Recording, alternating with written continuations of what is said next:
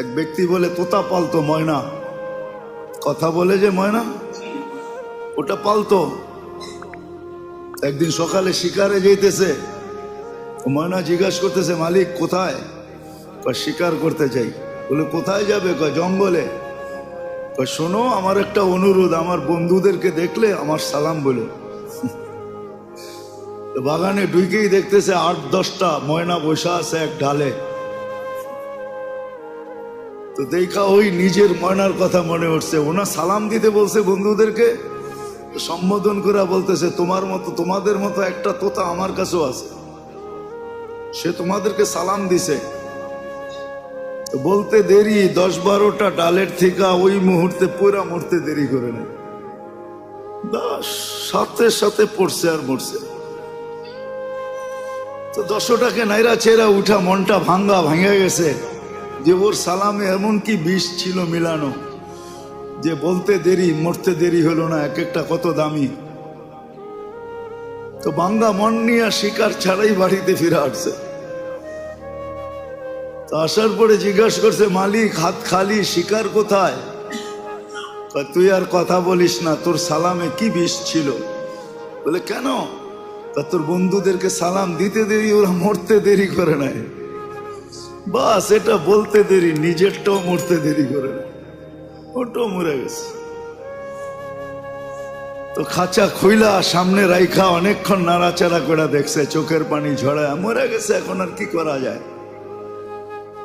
যখন উঠা অন্য মনস্ক হয়ে দাঁড়াইছে, তো তোতা উইরা চালের উপরে যায় বসা পড়ছে, আক্কা বাক্কা খায়া গেছে। এটা কি হইলো?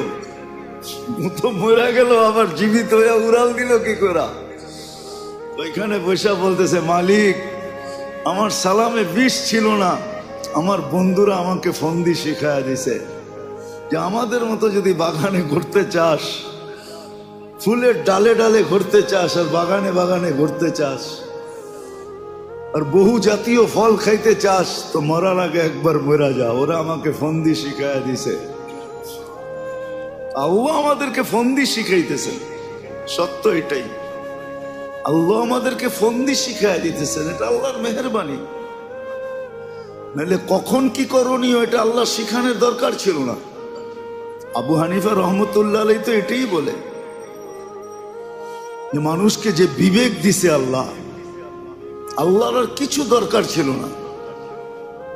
বিবেকের প্রতি হুকুম ডালা যথেষ্ট ছিল যে আমাকে এই বিবেকের মাধ্যমে তালাশ করে রাজি করে আসবে। না রসুল দরকার ছিল না, কিতাব দরকার ছিল। উনি যুক্তিও দিছে, আল বারু ইয়াদুল্লু আলাল বাহির ওয়াল আসরু ইয়াদুল্লু আলাল মাসির।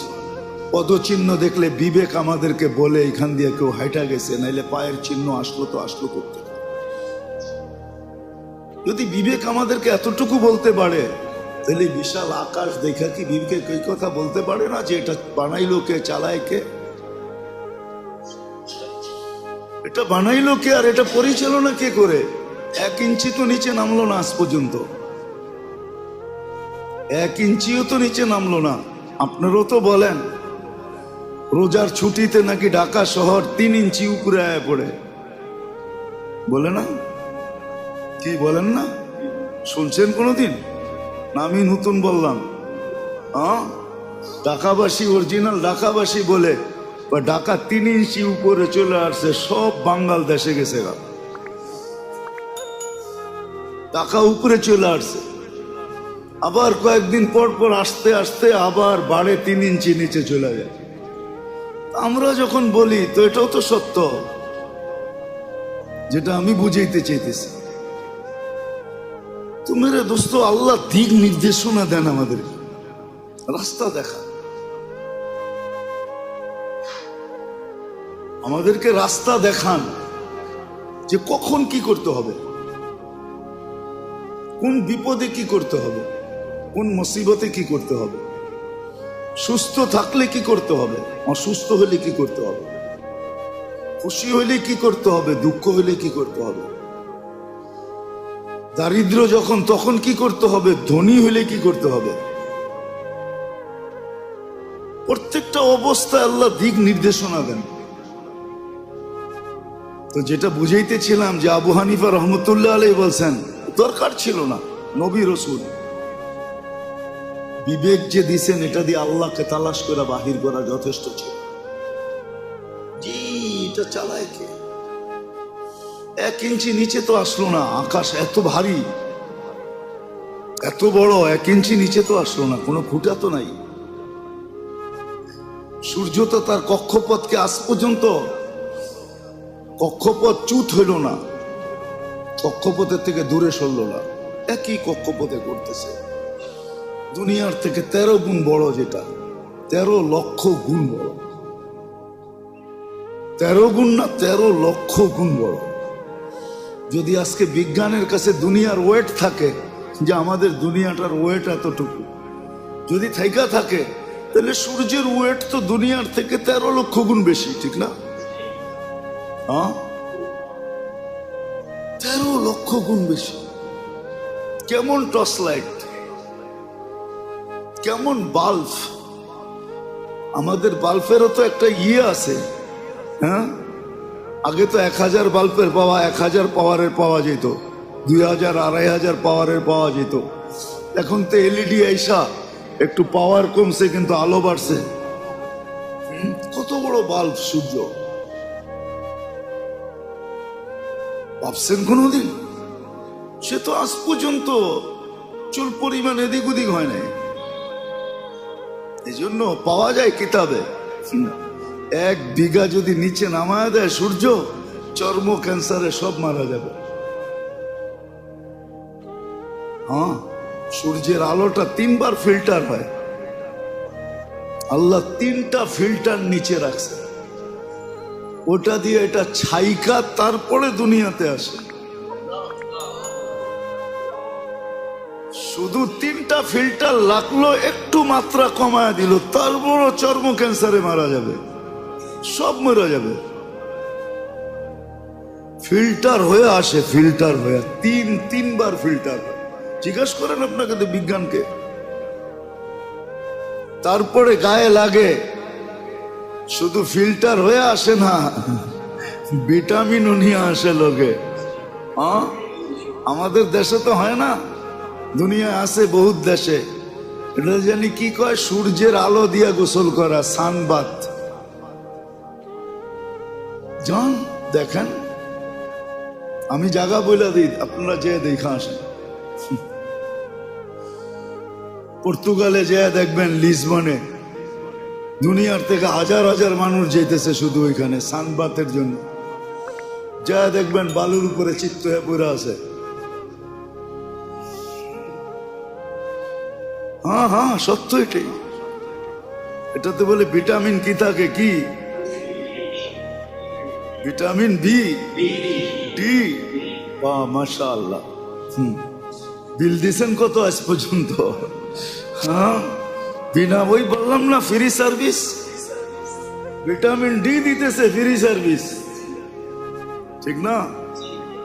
কেননা ইউরোপ ওয়ালাদের তো চামড়া ঠিক না, সব চামড়া আল্লাহ চামড়া সুন্দর দিছে, সবচেয়ে বেশি চামড়া সুন্দর দিছে এশিয়া আলাদেরকে। এশিয়া আলাদের ডেলি সেজদায় পড়ে থাকা দরকার। হ্যাঁ, জানেন না আপনি? খালি দূরের থেকে সাদা দেখেন দেখি, সবচেয়ে খারাপ চামড়া দিছে আল্লাহ ইউরোপ ওয়ালাদেরকে, খালি সাদা দেখা যায়। হ্যাঁ, নেটে সার্চ দিয়ে দেখেন। এই যুদ্ধে তো ওদের সানবাদ করতে হয়। আল্লাহ সবচেয়ে সুন্দর চামড়া দিছেন এশিয়া আলাদেরকে। তাদেরকে এশিয়া আলাদেরকে সবচেয়ে সুন্দর চামড়া। হ্যাঁ, মনে হয় যে অটো তেল লাগাই দিছে। হ্যাঁ, বিশ্বাস হয় না? হ্যাঁ, কি তেল লাগানো না? কি তেল লাগাইছেন বাড়ির থেকে? দেখেন চেহারা সবাই তেল তেলে দেখা যায়। এই চামড়া আল্লাহ এশিয়া ছাড়া কোথাও দেয় নাই। আমাদের তো ডেলি সেজদায় পড়া দেখা দরকার চামড়ার জন্য। দুনিয়ার লোশন আমাদের জন্য আসে না, ওদের জন্য আসছে ব্যবহার, যদিও আমরা করি। আমাদের লোশনের দরকার নেই, আমাদের লোশনের দরকার নাই। একটু সিস্টেম মানলেই হবে।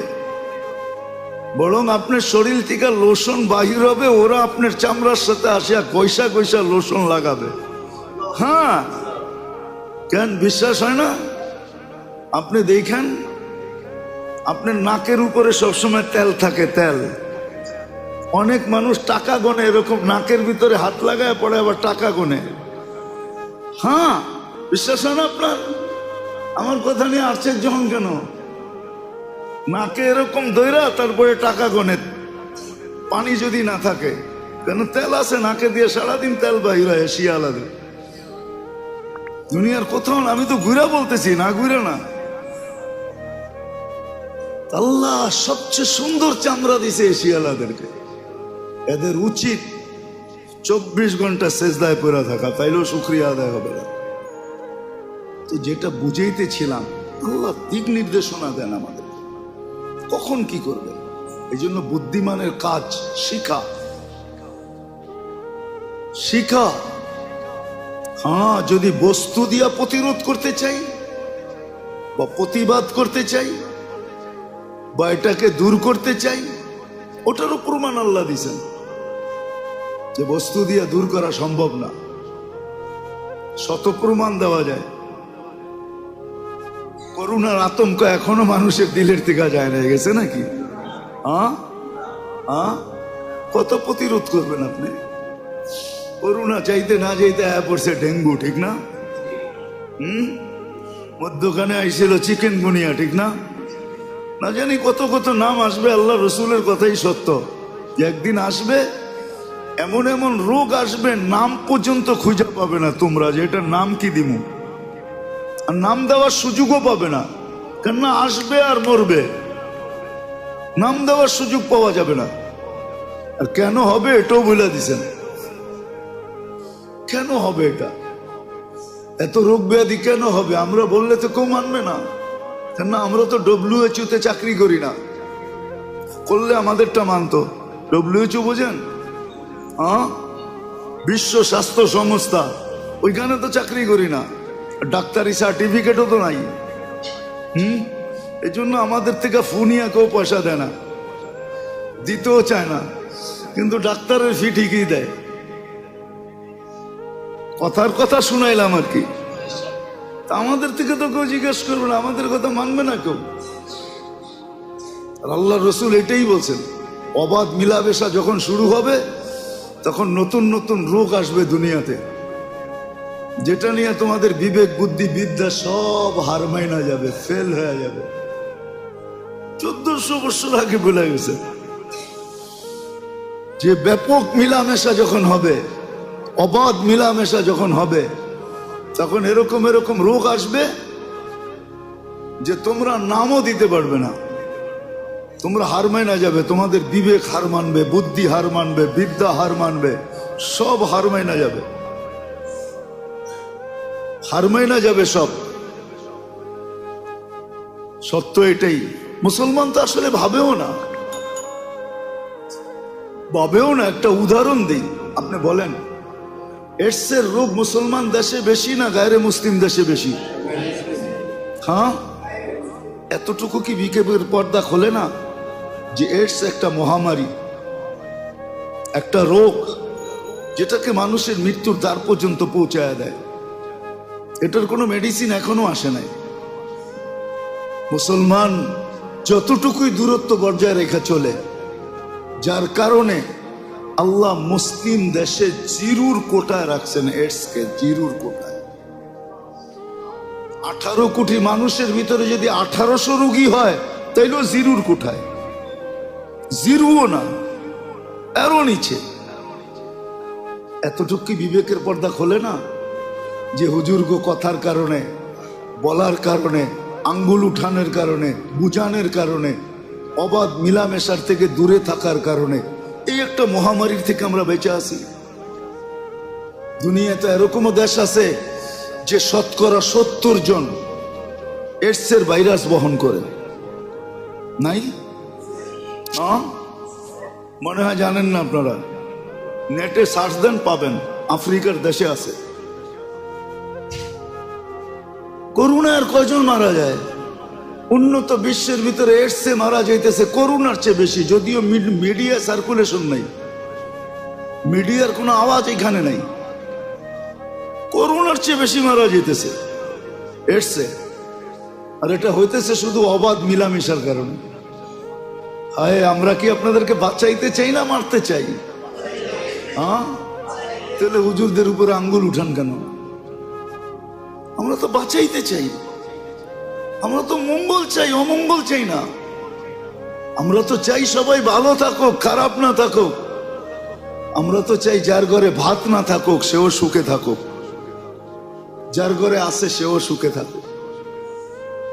দুনিয়া তো এটা চায়, যার ঘরে নাই ও দুঃখী, যার ঘরে আছে ও দুঃখী। কেমন দুঃখী? নিজের পিস্তল নিজে মাথায় রেখা বুঝাইতেছে আমি কেমন দুঃখী। নিজের টাকার কেনার রশি গলায় লাগায়া বুঝাইতেছে আমি কেমন দুঃখী। আমি হ্যাপি না দুঃখী দেখাইতেছে দুনিয়া। তো যেটা বুঝাইতেছিলাম, আল্লাহ অস্তিত্ব দেন, আবার সাজানো সুরক্ষিত করেন, আবার লালন পালনও করেন, ফিরি করেন, ফিরি ফিরি, এক টাকা নেন না। আবার দিক নির্দেশনাও দেন, তুমি কখন কিভাবে চলবে। আবার প্রত্যেকটার পিছনে একটা বিনিময়ও দেন, লম্বা লম্বা বিনিময়। নাহলে আপনার বিবেক দিয়ে আপনি বলেন, যদি আপনার কাছে সুষ্ঠু বিবেক থাকে, সহি বিবেক থাকে, সঠিক বিবেক থাকে, বুদ্ধি থাকে, বিদ্যা থাকে সঠিক, তাহলে আপনি বলেন নাফাকাতুকা আলা নাফসিকা সাদাকা, আমি খাইলাম আমার টাকা খরচ করা, আল্লাহ আমাকে সৎকার সওয়াব দিলেন। বলেন, আপনি থিওরি দিয়া বুঝান, আমাকে যুক্তি দিয়া বুঝান, তর্ক দিয়া বুঝান, এটা কোনোদিন সম্ভব? এটা কোন যুক্তিতে আসে যে আমি খাইলাম, আমি পড়লাম, আমাকে সৎকার সওয়াব দিবে?